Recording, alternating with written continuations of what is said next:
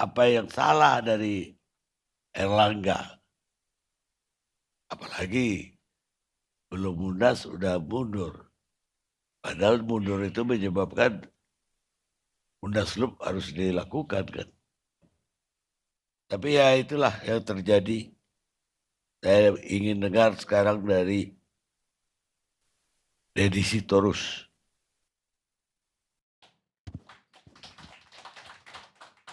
Saya tadinya mau bersimpati sama Pak Erlangga dan Golkar.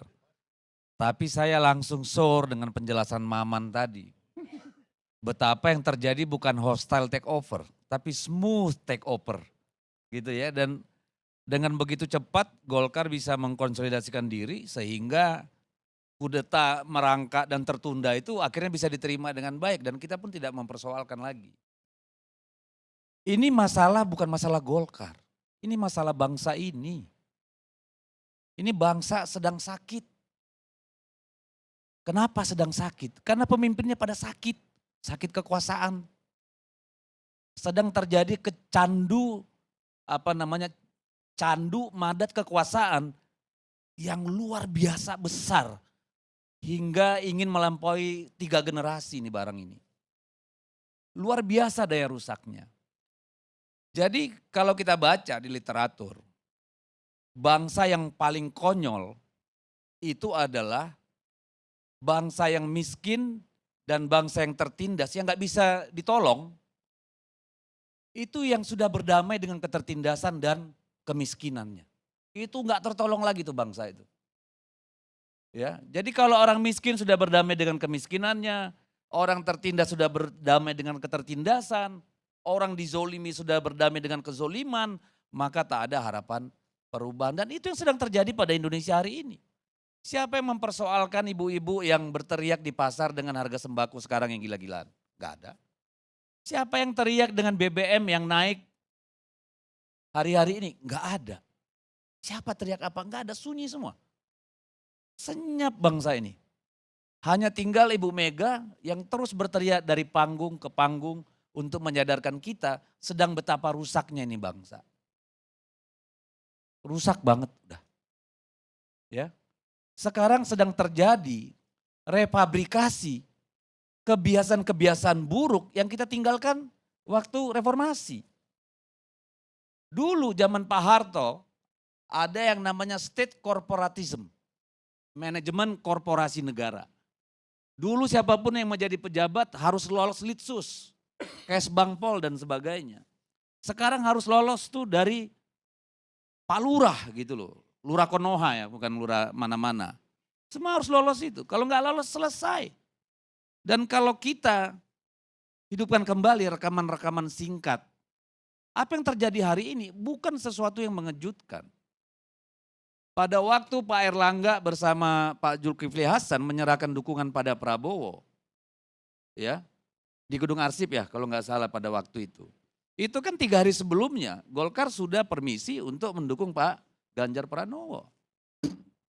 Dan ketika kita tanya kenapa berubah? Jawabannya adalah hidup saya hitungannya hari, bukan lagi hari, jam. Oh, gitu ya, oke, nggak apa-apa. Demikian juga yang lain-lain. Dan itu direproduksi kembali sampai ke pilkada hari ini. Makanya gaduh urusan Banten. Sampai ada kabar yang namanya Airin mau dijadikan menteri pengganti peranan wanita. Nah, gitu kan. Gaduh pilkada DKI dan Jawa Barat. Urusannya nanti ganti Menkumham. Supaya ini partai-partai jangan nyalunin si A. Kan gitu nih urusan. Jadi semua kekacauan ini urusannya adalah dengan syahwat kekuasaan. Jadi kalau misalnya kemarin Pak Luhut Panjaitan bicara solid segala macam, kita sudah nangkap gejala-gejala itu akan terjadi sesuatu. Dulu Budi Ari temannya Silver ini pernah ngomong nanti habis pilkada, habis pilek, pilpres banyak yang masuk penjara ini barang. Terjadi. Iya kan? Kalau kalah, menang pun ternyata kena juga Pak. Kan gak ada jaminan, jadi tergantung. Dan kemarin saya melihat sekelebat satu gambar yang sangat membuat saya terkejut. Sampai saya terpelongo. Gambar apa itu? Gambar ketika Pak Prabowo ditanyain tentang keberlanjutan IKN. Saya melihat gestur Pak Jokowi itu, Presiden Republik Indonesia, dengan tangan begini. Seperti Kaisar Ming nih. Ya, begini Pak barang itu. Sementara Pak Prabowo yang presiden tangannya di bawah begini. Saya mikir, ini apa nggak kebalik nih posisi ya? Harusnya kan presiden yang sudah mau mengakhiri itu lemdak. Dialah yang tangannya di bawah. Sementara presiden yang terpilih itu gagah karena akan memerintah. Dunia ini udah kebalik-balik saya bilang. Udah nggak jelas di negara ini. Kacau udah. Jadi Anda jangan membayangkan semua ini adalah sesuatu yang jenius. Ya, semuanya nanti reshuffle kayak pilkada kayak enggak. Ini modalnya kenekatan kok.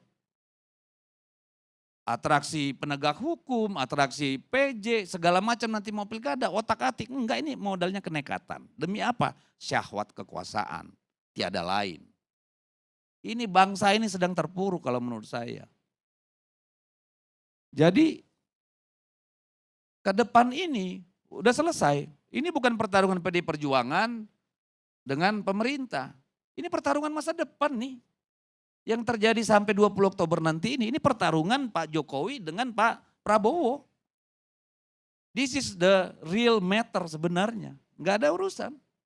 Ini adalah urusannya bagaimana setelah 20 Oktober Pak Jokowi tetap menjadi kingmaker dan Prabowo tetap bisa dikendalikan. Which is itulah yang dibicarakan publik hari-hari ini. Makanya seorang Kodari berani bilang pohon besar kalah sama tukang kayu. Kodari lo ngomong sambil ketawa-ketawa.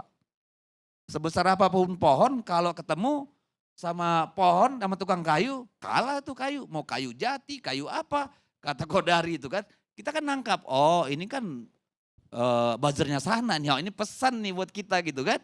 Untung kita banteng bukan pohon Pak. Jadi nggak laku tukang kayu sama kita. Ceruduk Pak barang itu. Iya kan. Jadi ini saya terus terang. Saya ikut merasa bersalah. Kami turut merasa bersalah kepada bangsa ini karena menghadirkan situasi hari ini ada di dalamnya. Tapi apalah kami manusia biasa. Ya. Tidak ada yang bisa menduga. Kita sedang mengulang-ulang ini kalau back to square one. Nah, gitu. Kita mau mulai lagi dari awal nih kilometer 0 kayak masukin bensin di SPBU. Dan kita harus bersabar ikhlas sampai 20 Oktober bagi yang sabar. Karena negara ini kan sekarang memang banyak banget pecandu kekuasaan ini. Kaum oportunis, ya para pemabuk kekuasaan gitu-gitu ya. Yang juga menikmati situasi ini. Dan cilakalah kita sebagai bangsa kalau ini kita biarkan terus. Kaum-kaum terdidik kayak Bang Ferry ini ya udahlah. Kita takut juga gak jadi apa-apa kok. Sekalian aja deh dilawan gitu loh. Jangan nanggung-nanggung. Ya kalau Bang Maman sudah menyerah ya gak apa-apa lah dia udah berkeringat capek. Masa disuruh lagi tempur kan. Udah jadi DPR, syukur-syukur jadi menteri kan nambah kan. Ini that's the real problem in this country right now gitu loh kalau menurut saya. Ini masalah kekuasaan. Dan rusak kita. Ya. Tapi kan kita politisi ngeluh. Selama ini kemana aja baru sadar. Aduh.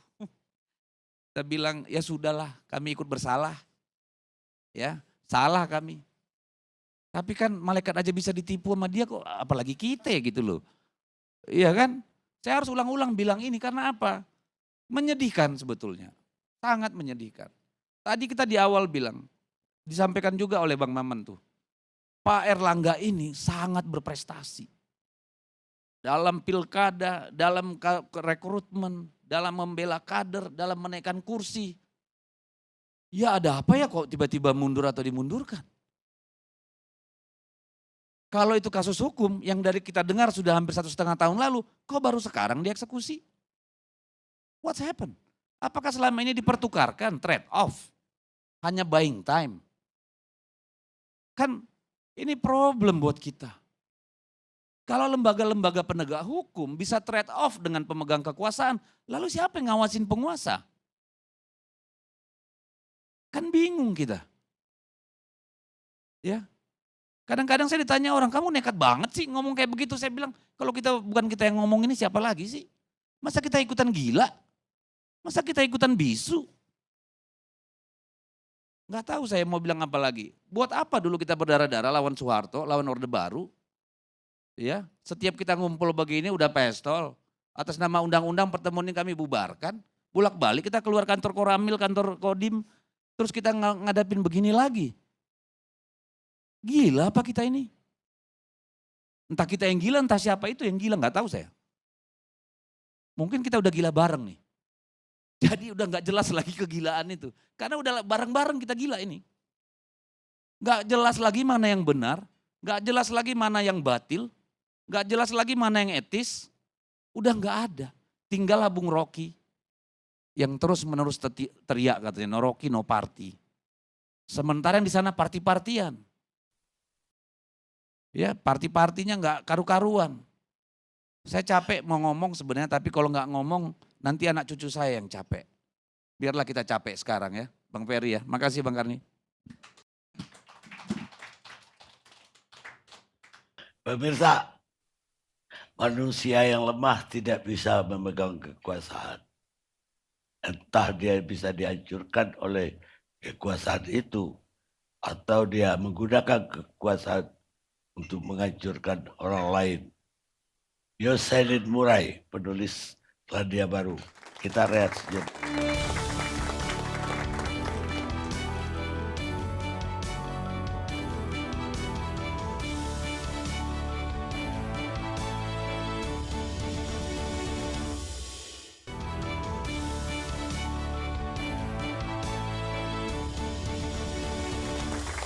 Saya Erlangga Hartarto, setelah mempertimbangkan dan untuk menjaga keutuhan Partai Golkar dalam rangka memastikan stabilitas transisi pemerintahan yang akan terjadi dalam waktu dekat, maka dengan mengucapkan Bismillahirrohmanirrohim, serta atas petunjuk Tuhan Yang Maha Besar, maka dengan ini saya menyatakan pengunduran diri sebagai Ketua Umum DPP Partai Golkar. Pengunduran diri ini terhitung sejak semalam, yaitu Sabtu 10 Agustus 2024. Dalam Pilpres yang lalu, kita berhasil memberikan kontribusi besar dalam kemenangan pasangan Bapak Prabowo Subianto dan Mas Gibran Rakabuming Raka. Mereka akan melanjutkan kepemimpinan negara sebagai presiden dan wakil presiden periode 2024-2029. Selanjutnya, untuk mempercepat lagi langkah kita ke depan dalam memajukan seluruh bangsa Indonesia. Apakah mundurnya Pak Erlangga ini sudah mungkin dibicarakan dengan Bapak gitu Pak? Urusan Pak Erlangga itu urusan internal partai.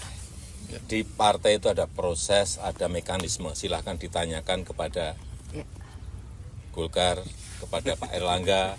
Ini di sini juga ada Golkar, Pak Tito, tanyakan. Jangan saya mencampuri internal partai. Artinya penilaian orang ketika mengaitkan Bapak misalnya mendesak Pak Erlangga untuk keluar, ada cawe-cawe itu Bapak bantah ya Pak ya? Bapak seperti apa? Tidak ada. Pemirsa, kita lanjutkan diskusi kita. Sekarang giliran Sylvester Watutina, Ketua Umum Solidaritas Merah Putih. Selamat malam Bang Karni dan semua saudaraku yang ada di sini. Yang pertama tentunya kita harus mengapresiasi ya, Partai Golkar ini partai yang besar dan juga banyak pengalaman, dan kita lihat mereka dalam waktu berapa hari aja bisa mengkonsolidasikan hingga bisa semuanya menjadi smooth. Mengenai tuduhan kepada Presiden Jokowi tentunya, kita melihat kembali lagi Presiden Jokowi pernah juga dituduh membegal Partai Demokrat. Ini kalau kita lihat tarik ke belakang. Yang mana waktu itu disangkakan bahwa Pak Muldoko mengambil alih Partai Demokrat dari tangan Pak SBY dan Pak AHY atas restu dan petunjuk dari Presiden Jokowi. Dan akhirnya kita lihat bahwa semua itu tidak terbukti.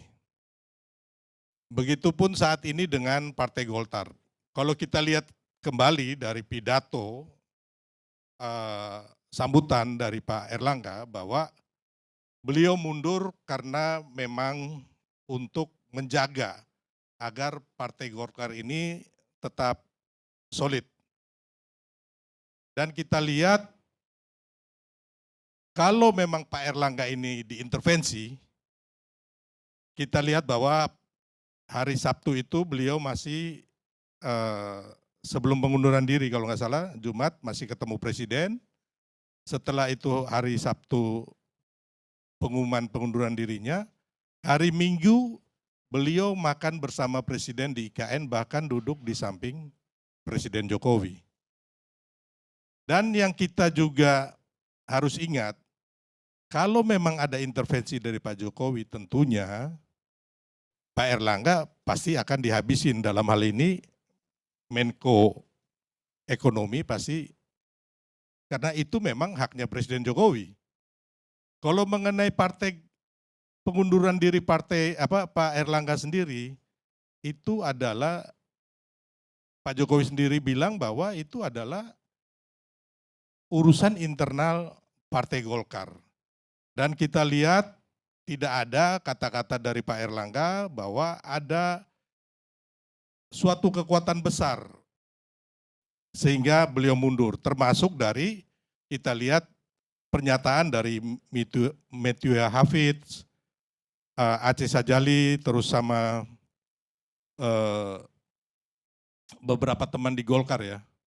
Jadi kalau kita tarik garisnya, ya kan memang Golkar ini dalam hal regenerasi kepemimpinan dari dulu, kita lihat dinamika yang ada ini sebenarnya normal-normal saja kalau untuk Partai Golkar ya. Jadi saya sendiri pun tidak heran bahwa saya juga nggak kaget karena memang itulah Partai Golkar. Dan kita yakin bahwa tentunya orang-orang Golkar sendiri dengan pengalaman, dengan segala macam track recordnya, mereka pasti akan sanggup menyelesaikan ini. Jadi kembali lagi, kalau ada hubungan dengan Pak Jokowi tentunya Pak Erlangga sendiri diundang makan malam di IKN, dia pasti mutung. Nggak mungkin lah orang yang menghajar dia terus dia ikut makan malam dengan yang menghajar dia. Ya, dan kita kalau tarik lagi ke belakang, memang mengenai isu Munaslup itu kan sudah lama ya, hampir berapa bulan ini memang sudah ada. Dan kita yakin bahwa sebenarnya persoalan Partai Golkar adalah persoalan pribadi dari Pak Erlangga dan juga persoalan dari teman-teman Golkar sendiri. Tarot pun ada yang di luar itu, ya ini mungkin, ya kan. Mungkin ada sesuatu, mungkin kasus-kasus apa, ya kan, kasus hukum yang seperti tadi Bang Karni bilang, bisa jadi apakah ini rumor ataupun faktanya, kita lihat berapa hari ke depan.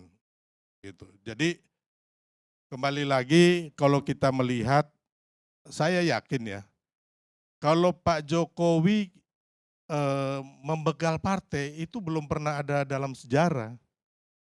Kalau Pak Jokowi mau, saya teman-teman Gerindra itu pernah bicara, Bang, kalau Pak Jokowi mau ya, termasuk pimpinan ya, kita siapkan karpet merah kok di Gerindra. Jadi saya pikir kita ini sudah terlalu jauh memberikan apa ya, saya bilang pandangan ya, lebih halus atau cocokologi. Tadi saudara saya Bro Dedi bilang bahwa ada yang ketua partai hitungan nyawanya dihitung jam. Kembali lagi kita lihat, ya kalau itu memang benar, tapi kalau saya melihat hasil, di Pilpres kemarin kita lihat Pak Surya Paloh dan Pak Muhaimin dengan gampangnya tidak nurut sama Pak Jokowi kok. mereka bisa mendukung Pak Muhaimin dan Pak Anies Baswedan. Ya kan, termasuk juga PDIP, nggak pernah Presiden Jokowi cawe-cawe di PDIP. Jadi memang benar, kalau kita lihat situasi regenerasi kepemimpinan, ya yang kalau kita mau ngomong dari semua partai hampir sama, kecuali PDIP, ketua umumnya seumur hidup. Dan nggak pernah ada bukti, nggak ada pernah fakta-fakta menjurus Pak Jokowi mengambil atau mengintervensi partai manapun. Hanya memang kembali lagi kadang-kadang kita ini bicara lebih Golkar dari orang Golkar, lebih Jokowi daripada Jokowi, ya. Dan banyak hal cocokologi yang menurut kami, menurut hemat kami, tidak ada dasar dan bukti yang kuat. Ya, intinya itu, Bang Karni. Baik. Sekarang saya ingin Sebentar saya tanggapan. mau ini sedikit Bang Karni. Soal ketua seumur hidup, saya kira kalau Anda paham organisasi, kalimat tuh nggak keluar. Tapi karena Anda biasa di gerombolan ya kata-kata itu keluar. Ya, nggak terbiasa membangun organisasi gitu loh. Jadi petugas sebentar dong, partai tadi harus Anda udah ngomong. begini. Tadi Ya. Anda udah ngomong kan, gantian lah. Kau karena terlalu lama sama Jokowi jadi gitu. Untung gua udah kabur gitu loh. Jadi enggak, kan ada mekanisme demokratis dalam memilih. Dan tidak ada dibatasi, karena stigma ketua seumur hidup itu kan seolah-olah tidak ada demokrasi. Ya itu bisa dilihat dengan baik dalam aturan organisasi. Jadi harusnya kan Sylvester nggak usah keluar kayak begitu. Karena partai ini saya kira dibanding partai lain, ya kita cukup demokratis. Kapan-kapan Anda boleh main ke PDI Perjuangan, lihat sertifikat ISO untuk manajemen mutu di partai yang cuma kita salah satu-satunya di Asia. Ya, jadi tolonglah jangan menyesalkan pemilih pendengar. Soal campur tangan Pak Jokowi, rakyat tahu, udah deh capek. Tidak semua yang kita tahu harus diomongin di sini, ntar malu kita semua. Ya, tapi kalau nggak ada di hati kita sedikit pun untuk mengakui kita ini nggak di jalan yang benar, I don't know what to say, gitu aja. Bro, campur tangan Pak Jokowi silakan diomongin aja bro. Nggak ada Kenapa? masalah, supaya rakyat tahu, supaya kita semua paham. Saya dari tadi nggak ada nyebutkan campur tangan Pak Jokowi loh, Anda yang mengulang-ulang. Ada nggak saya tadi nyebut campur tangan Pak Jokowi? Nggak ada, dia ini merasa bersalah bahwa nggak ada Pak Jokowi campur tangan. Apapun yang Anda bilang pasti kebalikannya itu udah rumus di rakyat hari ini. Ya, kalau Pak Jokowi bilang tidak ada campur tangan ya artinya campur tangan itu bahasa media sosial loh. Silakan dicek gampang, saya tinggal screenshot banyak banget tuh. Ya, jadi ginilah. Kita sudah tahu dulu ketua-ketua partai ini sebelum pemilu itu sudah pernah dipanggil, sudah pernah dibicarakan di publik segala macam. Tapi kan kita nggak mungkin bicarakan semua yang behind the door, all this dirty politics di tempat-tempat seperti ini. Tapi jangan dipancing-pancing juga kita gitu loh. Karena ada saatnya juga kita meledak gitu. Iya kan, situ punya, kita juga punya gitu. Menyala Jadi, bosku, silakan. Iya. Memang waktunya menyala, kalau nggak menyala gosong kita ini. Ngeri Pak, tiap hari di depan rumahmu bisa itu datang polisi atau KPK atau apalah, jaksa gitu loh. Sekarang aja masih senang bos, ganti nanti pemimpin belum tentu kayak gitu. Jadi hati-hatilah. Ya dengan peradaban kayak gini nih bahaya Pak Sylvester. Ya mungkin karena kita masih, saya kalau nggak dilindungi hak kekebalan imunitas DPR juga saya nggak berani bicara, ngumpet aja di rumah nih. Ya, tapi kekuasaan ada batasnya. Kekuasaan ada ujungnya. Di atas langit masih ada langit. Dan kekuasaan tanpa moral dan etika nunggu waktunya datang karma gitu aja. Baik, sekarang tanggapan dari pakar hukum tata negara Ferry Amsari.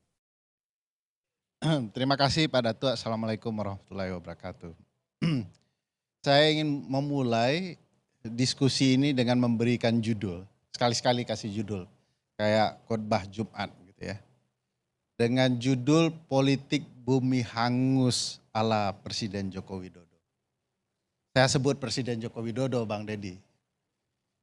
Seharusnya sebagai partai pemenang sebut dong.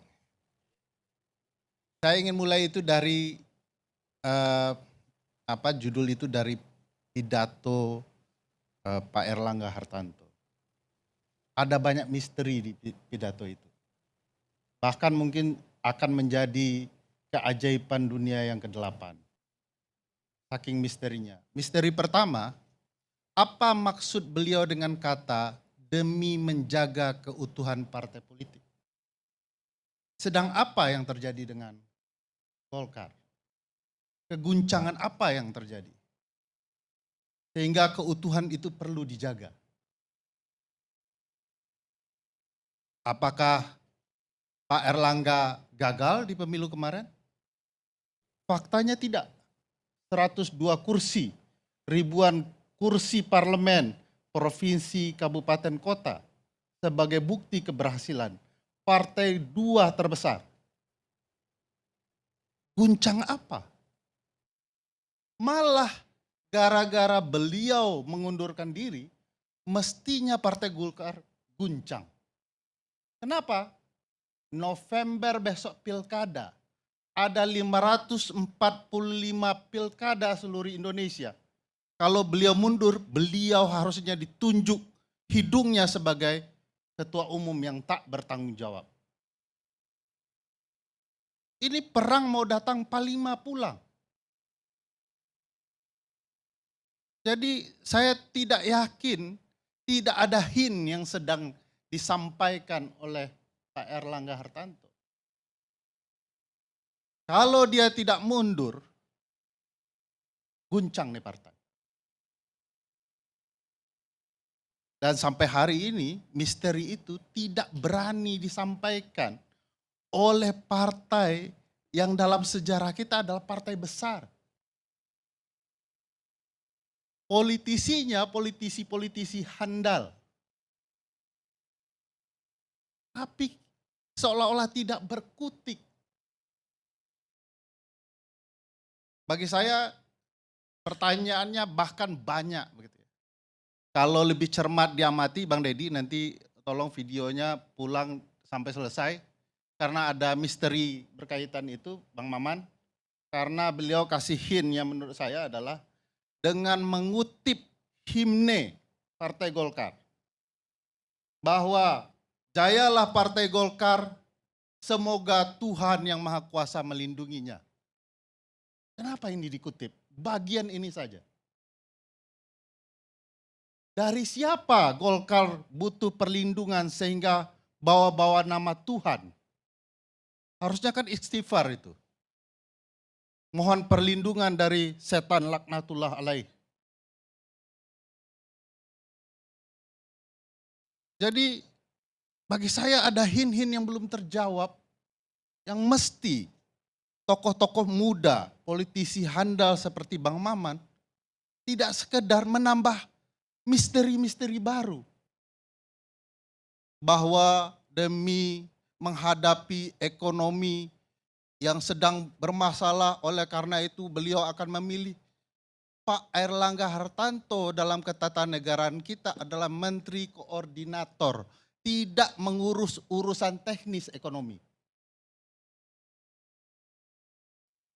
Jadi konsentrasi beliau cukup akan maksimal dengan tetap mengurus partai politik. Mundurnya di tahun penting lagi. Kan Partai Golkar itu sudah memberikan pertimbangan ya, bahwa Munas Desember, karena itu selesaikan dulu pilkada November. Logikanya sederhana. Tapi tiba-tiba menjelang pilkada malah mundur. Sehingga membuka ruang terjadinya munaslup. Bagi saya ini harus betul-betul dijawab. Jangan-jangan memang ada kekuatan yang lebih besar dari Partai Golkar yang memerintahkan untuk mundur. Sudah pasti kekuatan itu bukan partai nomor 1 di parlemen. PDIP. Karena jangan-jangan kekuatan besar itu gagal merebut alih partai paling besar. Bukan berarti partai PDIP tidak punya kekurangan ya sebagaimana partai lain. Udah dicoba. Sudah dicoba. Siapa yang coba Bang? Jadi jangan-jangan itu tidak berhasil, lalu pindah ke perahu paling penting, yaitu perahu Partai Golkar. Bagi saya sebenarnya dengan tabiat Pak Jokowi yang berulang-ulang, saya bisa jawab tuh Bang Silvester, omongan apa saja yang tidak benar. Satu, katanya anak saya tidak akan ikut politik, faktanya ikut, tidak satu tapi 3. Saya akan memperkuat KPK, faktanya jangankan ditambah anggarannya, ditambah anggotanya, malah dikurangi anggotanya, anggarannya begitu-begitu saja. Ketiga, menambah pertumbuhan ekonomi dan tenaga kerja, sekarang sedang banyak-banyaknya pengangguran. Keempat, IKN tidak pernah disampaikan dalam kampanye dan tidak ada di program tapi muncul. Jadi kebohongan apa lagi yang kau dustakan? Faktanya ada presiden di sana. Jadi bagi saya bukan tidak mungkin kita ini sedang dipaksa untuk menerima keadaan ini. Tapi sekali lagi Bang Dedi, kalau Pak Jokowi itu kembali ke Partai Golkar menurut orang Golkar, sebagai kader Golkar di tahun 90-an. Karena beliau dianggap kader sebagai Nah anggota. itu saya pernah debat sama Ridwan, siapa namanya? Ridwan Hasim. Ridwan Hasim. Dia bilang kan Pak Jokowi itu udah anggota Bisa. Golkar tahun 70-an. Karena masuk Kadin. Salah dia. Dari Pak bayi, Jokowi ya. sudah Golkar begitu lahir. Karena kadesnya Golkar gitu loh. Salah itu. Tapi pun Pak Jokowi itu pulang ke Partai Golkar sudah cocok sebenarnya. Karena Golkar dikenal sebagai partai Orde Baru, model dan style Pak Jokowi memimpin persis gaya kepemimpinan Orde Baru. Cocoklah pulang, seperti baju pas pulang ke badan. Padahal kita harus sadar tugas kita itu memastikan partai itu betul-betul demokratis. Konstitusional kita itu unik. Di dalam konstitusi kita disebutkan partai politik itu 6 kali. Di Amerika nggak ada itu disebut partai. Saking khususnya soal partai politik. Jadi kalau kita tidak menjaga partai, sama saja kita tidak menjaga proses konstitusionalnya. Dulu orang menyebut partai itu bukan partai sejarahnya, disebut sebagai kultus sekte. Karena punya ideologi cara berpikir yang harus dipertahankan. Kalau kemudian partai suka berpindah-pindah, ganti orang tanpa ada proses, partai tidak lagi menjadi partai. Jadi partai harus tetap menjadi partai seutuhnya, bahkan harus lebih baik. Dan apa yang dilakukan pemerintahan ini akan semakin terbukti kalau reshuffle besok ternyata mengganti Menkumham yang nanti menterinya ditugaskan mengganti ADART dan SK. Jadi paripurna itu barang, politik bumi hangusnya. Belum lagi kita disambut dengan putusan petun kan. Lengkap mengembalikan seluruh tampuk kekuasaan keluarga di posisi yang seharusnya. Ingat Bang, kalau paman balik lagi, abang akan berhadapan dengan paman dalam sengketa pilkada. Belum tentu juga akan dibela Golkar. Kalau kemudian keberhasilan Pak Erlangga malah mungkin akan menjadi kekalahan Golkar di pilkada besok.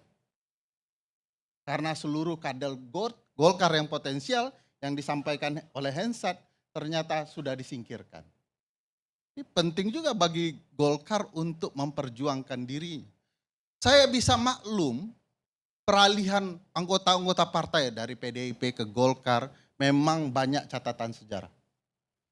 Party switching itu terjadi.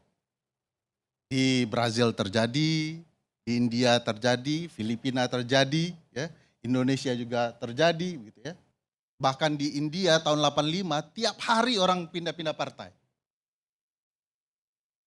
Tapi yang terjadi orang pindah partai dan duduk di tampuk kekuasaan partai mungkin hanya besok.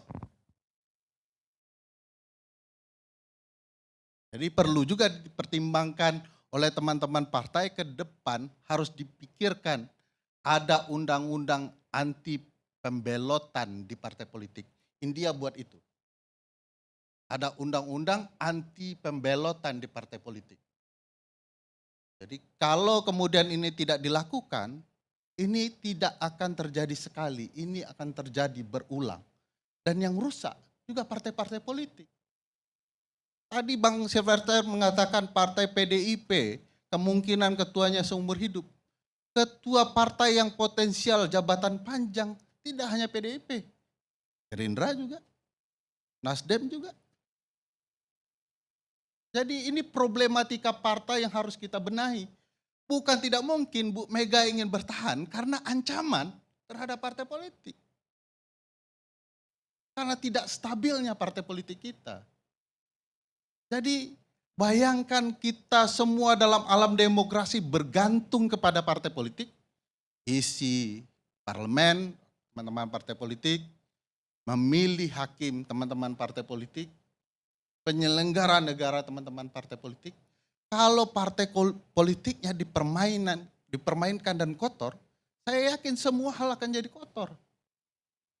Jadi kita tidak akan pernah bisa menerima partai sebesar Golkar, meskipun saya bukan kader Golkar, dipermainkan seperti ini, karena ini juga mempermainkan demokrasi kita. Bagaimana kalau ternyata betul Pak Jokowi akan masuk ke tubuh Golkar, karena ada pernyataan teman-teman partai Golkar, tidak ada salahnya Pak Jokowi kembali ke partai Golkar. Bagaimana dengan ADART yang harus 5 tahun? Jawaban teman-teman partai Golkar sederhana, ubah ADART-nya. Sehina itukah partai Golkar sekarang? Jadi bagi saya pengerusakan ini akan berimbas. Mohon ini cuma 2 bulan lagi pergantian kekuasaan. Kenapa teman-teman partai politik tidak menunjukkan pertahanan dan ketahanannya terhadap demokrasi?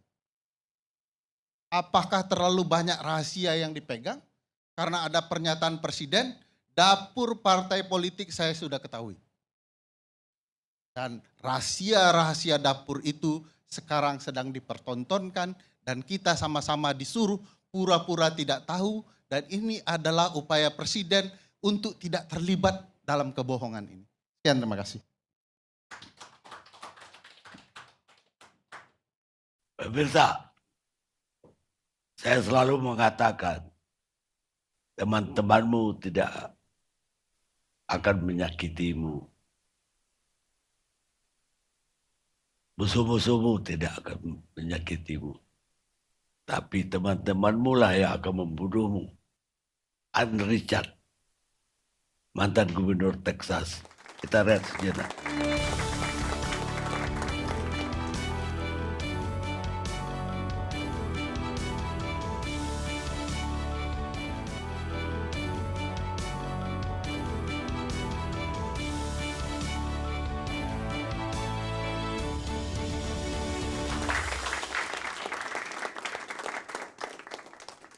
Pemirsa, kita sampai ke segmen terakhir.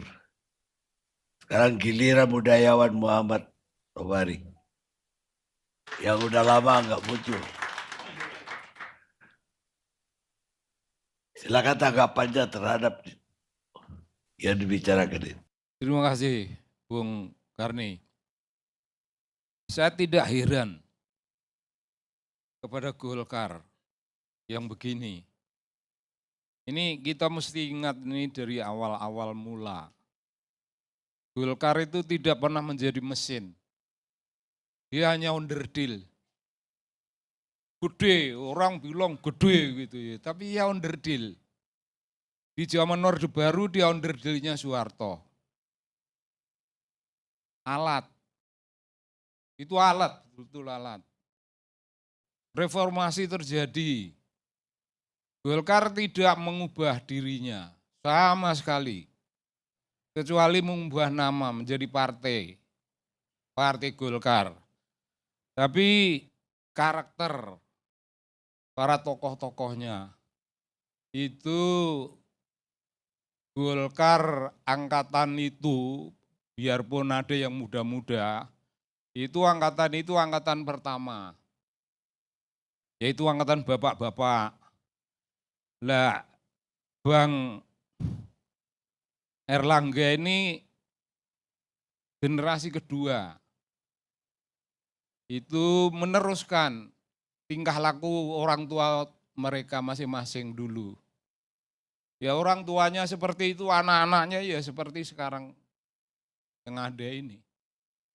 Tidak ada suatu niat untuk mengoreksi diri. Misalnya bertekad, berhubung kita ini berada dalam kekuasaan, maka kita akan tunjukkan pada seluruh rakyat Indonesia, kita berkuasa tapi tidak korup. Itu tuh enggak ada. Enggak ada. Kan kita berurutan, lihat ada Bang siapa Idrus tempo hari. Itu terkena kasus. Ya semua diem aja. Setia Novanto, spektakuler. Ya diem aja. Nah sekarang ini apa benar ini ada urusan dengan kasus. Dan ini didiamkan. Ini tidak menunjukkan sesuatu karakter apapun. Besarnya di mana? Golkar besar itu besar apanya? Kalau jumlahnya besar, bisa memenangkan pertarungan ini dan itu belum sebuah kebesaran. Kebesaran itu kalau ukurannya termasuk itu ada keberanian. Ya keberanian dipanggil otoritas hukum, ya dilayani, namanya partai juga dia dilayani. Terus kalau ada sesuatu yang namanya ancaman dari luar, ya kompak lah. Apa yang dimaksud demi kekompakan, demi soliditas Golkar supaya tidak goyang. Itu soliditas terhadap apa dan ancaman yang datang dari mana. Pak Jokowi kan belak-belakan situ, saya jangan ditanya-tanya, di sini ada Golkar. Saya ini tahu Golkar itu punya tradisi. Itu mengatakan apa, Bung? Kalau Jokowi mengatakan dia tahu bahwa Golkar itu punya tradisi, itu maksudnya mengatakan apa? Jangan ditanya saya, di sini ada Golkar, lah ini ada Golkar. Itu terus maksudnya dia mengatakan apa itu, semuanya itu. Orang Jawa tahu, tapi orang yang bukan Jawa mungkin sukar memahami omongan-omongan macam gitu. Aku ki wong resik, suci, tidak tersentuh najis, tidak perlu minta perlindungan supaya dijauhkan dari dosa-dosa seperti jauhnya timur dari barat.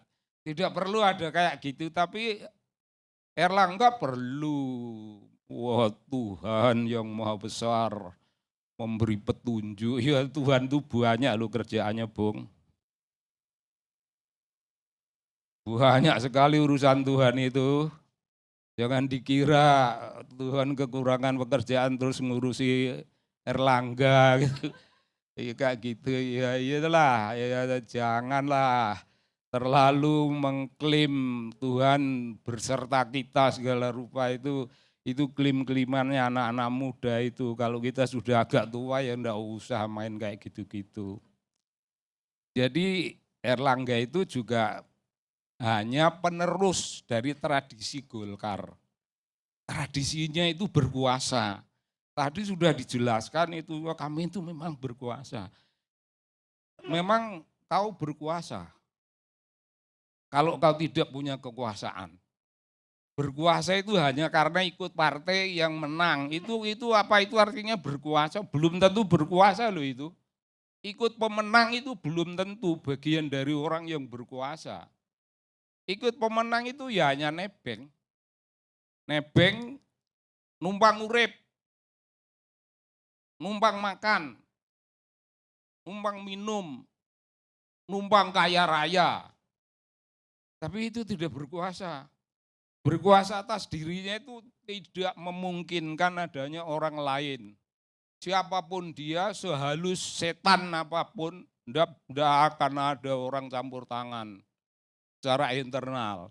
Ini orang ini semuanya, kompak sekali. Kita menjaga soliditas. Kita memikirkan kekompakan Golkar. Kita memikirkan ini stabilitas, ini kabinet yang akan datang. Apa urusannya? Apa urusannya? Itu Prabowo aja nggak mikir, Hartarto mikir gitu. Dari sudut mana dipikirkannya? Lalu yaitu tadi, tidak ada campur tangan itu, tidak ada. Buktinya makan bareng, apa bareng. Ya kita sudah hafal kelakuan orang politik itu kelihatannya baik-baik saja. Kelihatannya tidak ada permusuhan, tapi kalau enggak bermusuhan betul emang kenapa? Kalau taat kan enggak bermusuhan. Golkar kan itu kan terlatih menjadi orang taat itu. Dari dahulu, zaman Soeharto itu hanyalah kekuatan yang taat. Dan itu bukan kekuatan. Kalau kekuatan yang taat itu ya instrumen, onderdil itu tadi itu. Tidak pernah menjadi karakter, tidak pernah menjadi suatu pribadi. Misalnya orang-orang di partai-partai lain itu pada ada sekolahannya, pada memperkukuh karakter orang-orangnya. Golkar itu tentrem pokoknya melu berkuasa. Ikut berkuasa sekali lagi bukan karena tanda kekuasaan. Dia tidak berkuasa atas dirinya. Apa Erlangga ini gambaran dari orang yang punya kekuasaan atas dirinya. Apa Golkar itu pernah dilatih untuk memiliki kemandirian cara berpikir? Enggak. Ya saya memakai kata onderdil itu untuk tidak memakai kata onderbu. Dan Golkar itu kan banyak itu onderbu itu kan anak-anaknya jenderal-jenderal itu. Generasi kedua tuh anak jenderal ini, pejabat ini, pejabat ini. KNPI terus apa lagi itu? Onderbu-onderbunya tempo hari itu. Ya bermusuhan di sana, bermunculan di sana, dan di sana itu sama-sama mengukuhkan suatu sikap taat. Sekarang taatnya kepada Presiden Jokowi itu luar biasa. Prabowo aja taatnya kayak begitu. Apalagi Golkar. Ya Golkar yang begitu taat itu, maka ya begitu muncul, perbarui, percepat, itu Munaslup. Kalau orang berkuasa, itu tradisi itu ya memang kita tahu tradisi tidak suci. Tidak selalu suci, tradisi tidak selalu mulia. Tapi yang namanya tradisi itu barang yang kita jaga. Karena kalau kita tidak memiliki tradisi, lalu partai itu akan hidup di atas landasan apa? Kita akan mesti punya sesuatu yang kita jaga baik-baik.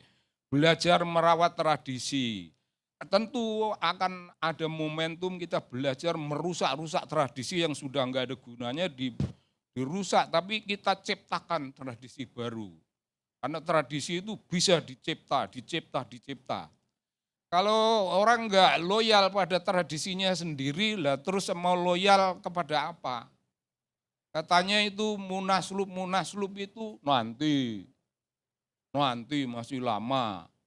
Tapi bagaimana ada sesuatu guncangan, ya ombak kecil-kecilan, ombak itu datang tidak terutama karena kepentingan intern, tidak karena guncangan intern. Guncangan internal tidak ada, karena kan sudah dikatakan tadi, kita sudah sukses. Kalau itu tidak ada, mengapa? Lalu tiba-tiba semua, bahlil, waduh itu kalau udah mengenal bahlil itu kayaknya wala mengerikan sekali. Bahlil. Kayak gitu loh Bung. Jadi orang melupakan tradisi Golkar itu. Tradisi Golkar itu hanya perintahnya Harto dulu, itu instrumen. Itu bukan mesin gede, itu onderdil. Sampai sekarang sebenarnya semua sibuk menjaga diri sebagai onderdil itu. Sibuk betul.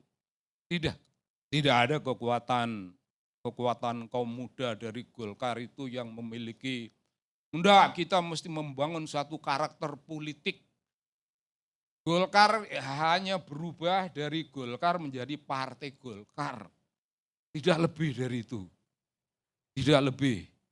Lalu kalau tidak lebih dari itu, sebenarnya apa yang dikatakan besar dan berpengaruh ke sana kemari, besar pengaruhnya itu, ya patut menjadi pertanyaan lah. Apakah itu pertanyaan dalam munaslup atau pertanyaan dalam rapat-rapat mingguan? Benarkah kita ini besar? Kalau besar, kebesaran kita itu telah memberi pengaruh kepada apa? Telah menciptakan sesuatu tradisi agung. Umpamanya kalau ada kata tradisi agung, maka pertanyaannya tradisi agung apa yang telah kita ciptakan sebagai kekuatan partai politik. Mengapa kita masih bisa disaingi oleh partai politik yang lainnya? Ya mestinya adalah itu kerisauan macam itu. Tapi saya kira Golkar tidak memiliki tradisi untuk bersikap kritis secara internal, secara kritis orang per orang, tokoh per tokoh. Yang ada ialah sambungan. Kita hanyalah onderdil yang mengganti onderdil tua. Dan sekarang kita onderdil muda. Sebagai onderdil, ketika ada kekuatan yang mendekati mirip-mirip sama Soeharto, taatnya bukan main Golkar. Taat. Agak beda lah sama partai lain.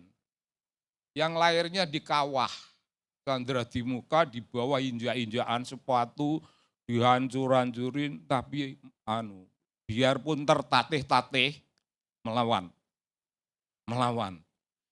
Ya enggak ada, Golkar ini ngelawan apa? Si Bahlil itu sudah siap, pokoknya dia paling cocok. Idrus Marham pidato seperti Ustadz, yang paling cocok itu Bahlil. Memiliki prasyarat ini. Gue ngomong apa? Ngomong apa lu? Maksudnya nyekoi masyarakat Indonesia. Supaya kalau Bahlil itu diangkat, lalu semua orang itu lalu sami'na wa ta'na, Bahlil. Supaya begitu, ya enggak usah lah. Kita ini orang udah warga dewasa dan kalau kalian itu menjadi orang partai, ya orang partai itu tidak hanya sekedar membangun akomodasi. Partai itu konflik. Kalau partai enggak konflik, ya jangan bilang partai lah. Masa partai itu akomodasi, taat. Disuruh ke sana taat, disuruh ke sini taat. Tidak ada konflik, tanpa konflik bukan partai. Jangan pernah menganggap diri partai kalau tidak pernah mengalami konflik internal, serius, dan mendalam. Jangan pernah. Yang kedua, jangan pernah mengaku diri partai kalau tidak pernah menghadapi kekuatan luar dengan dada tengadah. Dipanggil kejaksaan ya didatangilah. Kok ini tiba-tiba mau ada gejala panggil lagi, ya datang lagi. Dan dicari sumbernya, siapa sumber yang bisa menggerakkan kejaksaan ini. Ya mestinya ya adalah kayak gitu-gitu. Tapi bukan Pak Jokowi. Saya ini tahu tradisi. Wah itu sucinya bukan main, Bung. Suci mulia, suci agung. Itu ya siapa? Saya ini tidak ingin anak-anak saya jadi pejabat. Yo nanti, ya nanti itu ternyata beberapa hari kemudian. Ya kayak gitu-gitu Bung. Jadi aku ini orang Jawa, aku ini tahu dan aku lebih tua dari Jokowi, aku lebih bijaksana dalam menghadapi hidup ini. Jokowi masih perlu membuat tipuan-tipuan hal-hal kayak gini, masih diperlukan. Bagi orang yang udah agak lebih tambah tua sedikit, itu tidak perlu melakukan itu. Tidak perlu kau ngomong, gimana? Oh ya enggak tahu saya, enggak tahu ya enggak tahu. Saya enggak campur tangan, ya enggak campur tangan. Dan memang tidak campur tangan kalau pemimpin beneran. Kalau ngomong tidak itu ya tidak beneran, ya janganlah. Banyak itu namanya apa? Kembang lambe, lamis. Lamis. Kalau pemimpin sudah pandai berlamis-lamis, tidak ngerti hal-hal yang namanya simbol, tidak ngerti hal-hal yang namanya pasemon, tidak mengerti apa yang namanya sindiran, tidak perlu mengerti apa yang namanya bedanya. Langgam bahasanya bupati dan bahasanya bujang itu beda. Bujang itu didupak, kalau bupati senyum. Senyum itu bupati udah tahu, sekedar senyum. Tapi lebih dari itu, kekayaan bahasa itu lebih. Jokowi tahunya cuma satu, saya tidak tahu, jangan tanya saya. Ada harga naik ya tanya sama Menteri Perdagangan, lah kok tanya saya. Kaisang gimana? Oh, Kaisang aja ditanya saya, tanya ibunya. Kan kayak gitu itu. Masya Allah, Bung. Bung, kita terlalu berdrama-drama. Tapi saya orang Jawa, jadi kalau ada orang edan-edanan drama, saya juga bisa melayani dengan edan-edanan yang lain. Tapi yang saya katakan bukan arti sebenarnya dari yang saya katakan. Makna yang saya sampaikan ya saya ikut Jokowi lah. Oke, Ini Bang, begitu aja. cukup. Terima kasih.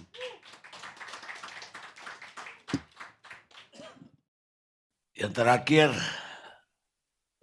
Profesor Rocky Gerung akan memberikan kuliah terakhir filsafat. Selamat pertama kali Panjat Tebing mendapatkan emas di Olimpiade. Ya, terima kasih Bang Karni atas nama atlet, para pelatih. Saya terima ucapan selamat itu. Tetapi sebaiknya diucapkan nanti pada saat 17 Agustus. Kira-kira begitu langgamnya. Tapi saya juga dikritik karena saya mengucapkan terima kasih pada Bapak Presiden Jokowi. Dari Paris saya ucapkan terima kasih. Itu lalu saya dikritik. Gitu. Dikritik justru oleh mereka yang akhirnya berpaling dari Jokowi itu. Kenapa kritik? Pokoknya kalian dulu yang puji-puji saya bilang. Saya memuji Jokowi dari luar negeri hanya untuk mengingatkan bahwa Indonesia masih ada presiden. Bukan raja. Saya balik tadi Pak. Kang Sobari pakai metafor yang bagus tuh. Golkar itu cuman on the deal. Gitu. Lalu dia sebut lagi kata onder yang lain, onderbouw. Untung dia nggak sebut kata lain dalam bahasa Belanda, onderbroek. Yang artinya celana dalam. Tapi faktanya udah terjadi. Yang lebih penting adalah bertanya kenapa barang yang onderdil bekas masih juga dicuri oleh montirnya. Kan itu soalnya tuh. Jokowi tahu dari awal ini onderdil doang. Ngapain dia curi? Kenapa dia nggak beli mesin baru itu kan? Karena dia nggak mampu membeli mesin baru. Beberapa mesin dia mau colong nggak bisa tuh. Demokrat sebagai mesin baru dia mau colong nggak bisa. PDIP apalagi mesin lama tapi kuat itu. Diesel lagi itu. Gak mampu. Maka dia colong bagian onderdilnya doang di Golkar. Besok pasti PKB dicolong tuh onderdilnya tuh. Sekarang lagi ribut di Tebu Ireng. Jadi kita lihat nih mental pencuri sebetulnya. Nyolong barang, bahkan barang bekas dicuri tuh. Nah kita bayangkan misalnya. Terus si pencuri itu mau ngapain tuh? Apa yang dia takutkan dengan mesin itu? Bukan mesin itu pendukung dia. Jadi dia takut sendiri pada onderdil dia sendiri itu. PDIP tadinya onderdil dia takut. Karena itu dia mau curi itu, dia mau rampas itu. Golkar onderdil dia mau batalkan. Satu-satunya keterangan adalah ada permainan di belakang layar tuh. Golkar memperlihatkan layar depan itu. Tampilan depan ya kami baik segala macam udah diterangkan di situ. Tapi di belakang layar itu saya bisa bayangkan Erlangga keluarga malam-malam itu paling tangis-tangisan di situ. Semua senyum yang ada di situ seperti dipalsukan di depan layar. Di dalam tradisi Yunani, belakang layar itu disebut opsin. Di belakang sin layar, opsin. Dari kata opsin itu datang kata obscenity. Artinya kemaksiatan, keburukan, kebangsatan, perselingkuhan. Di belakang layar semua itu. Gak bisa dilihat memang di dalam ucapan, tapi kita bisa duga dengan kuat bahwa dari awal Jokowi bersembunyi obscene. He's producing obscenity itu. Dasarnya itu. Jadi satu waktu Gibran datang ke rumah saya. Berapa tahun lalu. Saya tanya pada dia, kenapa ke sini? Saya mau belajar dengan Om Rocky, dia bisa panggil Om itu. Kenapa mau belajar di sini? Sekarang saya buka cerita itu. Saya sebetulnya ada di PDIP hari ini, kata Gibran. Tapi saya malas dengan kuliah-kuliah di PDIP itu. Kau bayangin tuh. Cerita, saya buka cerita. Saya bilang, kamu mau jadi politisi itu? Enggak, saya mau jadi anak muda ada. Kalau you mau jadi dari awal itu, kelihatannya kamu mau jadi berminat jadi gubernur DKI. Panggil wartawan, saya bela kamu di sini. Tapi ucapkan, oh enggak Om, saya mau jadi anak muda biasa aja tuh, mau berbisnis tuh. Kasih kritik saya kasih kritik pada dia. Jadi kecenderungan itu saya baca dari awal tuh bahwa oke, buah jatuh tidak jauh dari pohonnya. Saya dapat kesimpulan itu. Jadi dari awal saya udah nggak percaya sebetulnya langkah-langkah Jokowi itu, dan itu artinya di kita bukan sekedar Golkarnya yang jadi soal, tapi sistem politik kita secara keseluruhan. Tugas Presiden Jokowi adalah melakukan pendidikan politik pada bangsa ini. Merusak PDIP, apa itu pendidikan politik? Mengacak-acak Golkar dari obscenity itu dari belakang layar, apa itu pendidikan politik? Itu soalnya. Bukan saya mau bela Golkar, nggak ada urusan saya dengan Golkar.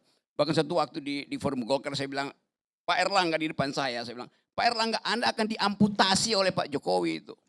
3-4 bulan lalu itu ada viral di situ. Erlangga keluar. Ya kenapa Anda keluar? Ya saya minta izin keluar. Ya mungkin dia nggak mendengar itu. Tapi kemudian terjadi sekarang benar-benar diamputasi itu. Onderdil yang paling primer di dalam mesin Golkar itu diamputasi.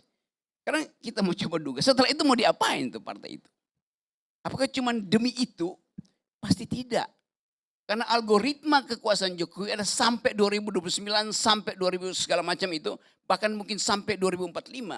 Dia harus pastikan bahwa istana IKN itu akan jadi kemewahan dia. Kalau bukan dia, Gibran. Kalau bukan dia, Kaisang. Kalau bukan dia, Etes. Kalau bukan harus sempurna kita baca dalil itu pada cara berpikir Pak Jokowi. Gak ada cara lain untuk nerangin itu. Kenapa Golkar? Ya Golkar partai kuat. Golkar bisa bersekutu dengan PDIP untuk memulai upaya pemaksulan bisa di DPR. Segala macam hak interpelasi segala macam bisa dipakai di situ kan. Jadi Jokowi mengerti bahwa dia tidak aman dengan onderdil dan mesin-mesin. Maka onderdilnya dia preteli kan.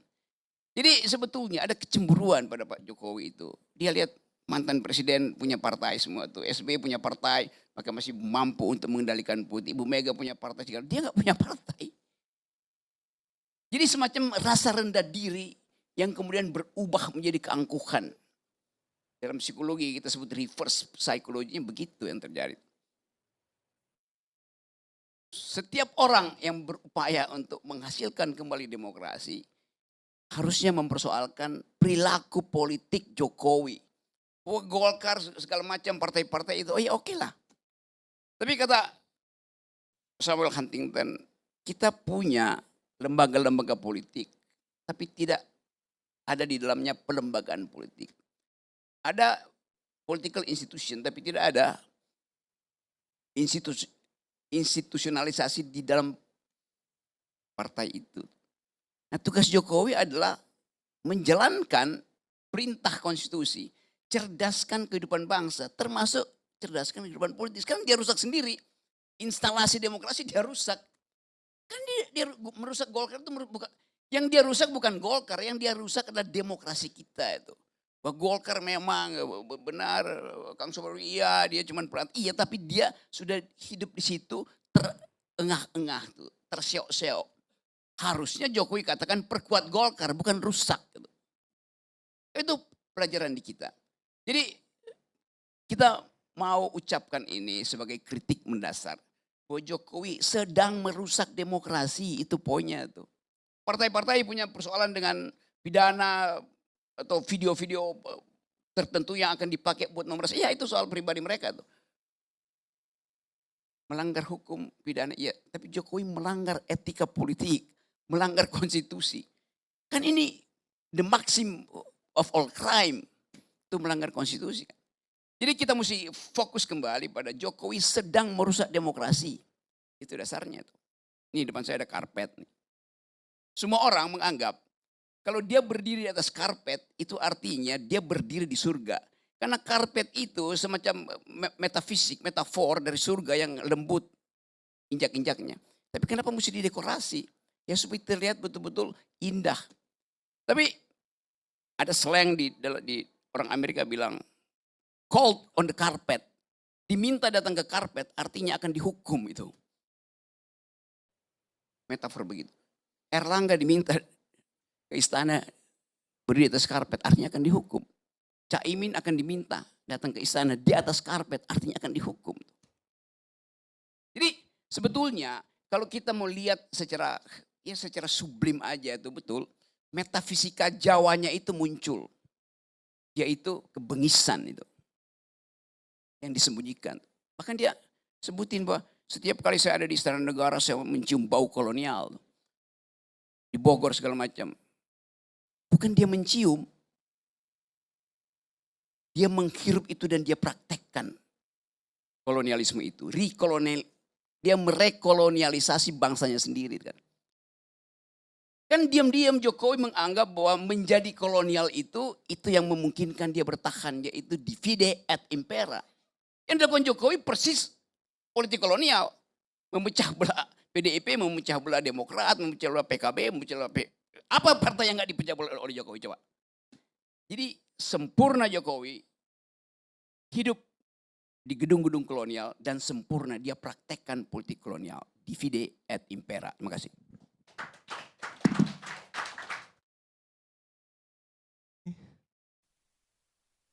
Pendek ya. Ya, saya menanggapi Bang Rocky ya. Pernyataan tadi Bang Rocky bahwa Pak Jokowi iri dengan mantan-mantan presiden yang punya partai. Terus yang kedua, Pak Jokowi akan menguasai IKN, termasuk Gibran dan cucunya Yan Etes. Abang ini peramal atau Tuhan ya?